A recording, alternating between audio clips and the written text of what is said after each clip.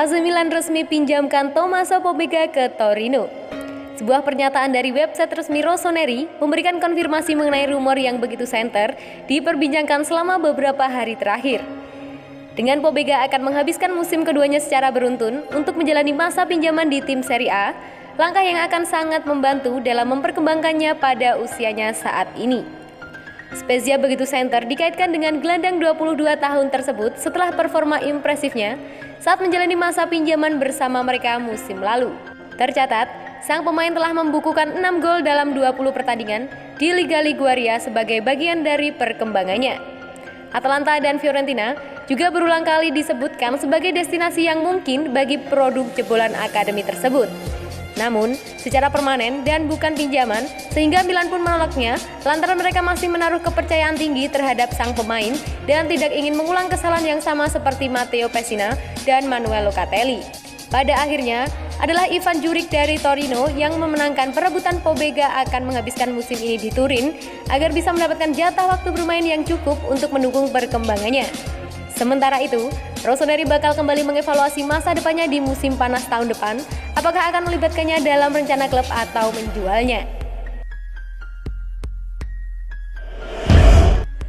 Bursa transfer hampir tutup, AC Milan bingung pilih satu di antara dua pemain incaran ini. Menjelang penutupan bursa transfer, pemain di musim panas ini, AC Milan berlomba dengan waktu dalam upaya mereka mendatangkan rekrutan pamungkas. AC Milan sejatinya memiliki 3 nama pemain yang masuk dalam daftar incaran tim. Ketiga pemain itu adalah Junior Mesias, Romain Faivre, dan juga Jesus Corona. Sejumlah amunisi baru telah resmi mendarat di publik San Siro. Namun, 4 hari menjelang ditutupnya bursa transfer pemain, manajemen Rossoneri menginginkan setidaknya satu pemain anyar lagi yang bergabung. Titik fokus pada penandatanganan pemain anyar ini ialah posisi trequarista. Namun, tidak tertutup kemungkinan bagi klub sektora Inter Milan untuk memboyong seorang winger. Nama Mesias dan Faivre menjadi dua pemain yang paling center merapat ke San Siro. AC Milan sejatinya telah dirundung dilema untuk menentukan pilihan terhadap kedua pemain tersebut. Pasalnya, Mesias yang tengah berusia 30 tahun dinilai terlalu riskan untuk menjadi bagian proyek jangka panjang klub. Memang peluang untuk memboyong pemain asal Brazil itu terbuka lebar. Namun, pertimbangannya terletak pada usia pemain Crotone itu. Dilansir dari laman Semper Milan, Romain Faivre menjadi solusi paling ideal untuk mengemban tugas trequartista sekaligus jadi saingan Brahim Diaz. Akan tetapi, harga yang dibanderol oleh Brest selaku pemilik Faivre membuat AC Milan berpikir ulang. Brest menginginkan AC Milan menyodorkan 15 juta euro untuk bisa meminang Faivre. Andai usaha tersebut gagal, Mesias menjadi opsi terakhir bagi Il Diavolo Rosso. Selain itu, Rossoneri juga tengah dipusingkan bagaimana cara menguangkan Andrea Conti. Fullback AC Milan ini masuk dalam daftar jual klub. Namun, menjelang ditutupnya bursa transfer pemain musim panas ini, belum ada tawaran konkret yang masuk ke meja manajemen AC Milan. Andrea Conti yang tak masuk dalam skema pemain Stefano Pioli kian tersisih di AC Milan. Satu-satunya cara untuk menyelamatkan karirnya adalah hengkang dari San Siro. Jika tetap kokoh bertahan, Conti harus bersaing dengan David Calabria, Florenzi, dan juga Kalulu untuk pos fullback kanan. Kabarnya, Cagliari dan Genoa adalah klub yang tertarik kepada ex-pemain Atalanta tersebut. Namun, hingga kini, nyatanya kedua klub Serie A tersebut belum melakukan pergerakan untuk memboyong Andrea Conti. 6 fakta AC Milan jelang berduel di grup B Liga Champions. AC Milan akhirnya kembali berlaga di Liga Champions setelah terakhir kali tampil pada musim 2013-2014. Pada edisi Liga Champions musim ini, Milan bergabung di grup B dalam pengundian yang berlangsung di Istanbul, Turki, Kamis kemarin. Rossoneri berada satu grup dengan Liverpool, Atletico Madrid, dan juga FC Porto. Sampai saat ini, masih belum ada pengumuman resmi jadwal pasti pertandingan AC Milan dan klub lainnya di Liga Champions.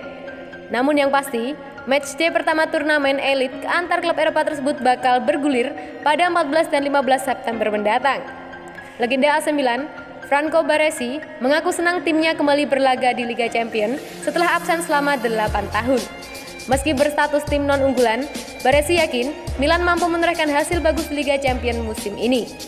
Bagi banyak pemain, ini juga partisipasi pertama mereka di Liga Champions, ujar Baresi.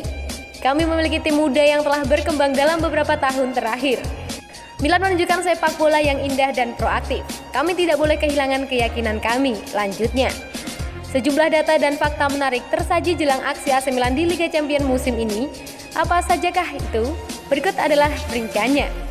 Yang pertama, sejauh ini AC Milan baru 2 kali bersua Atletico Madrid di turnamen Eropa, yakni pada 16 besar Liga Champions 2013-2014. Dari 2 pertemuan tersebut, Milan menelan kekalahan dari Atletico.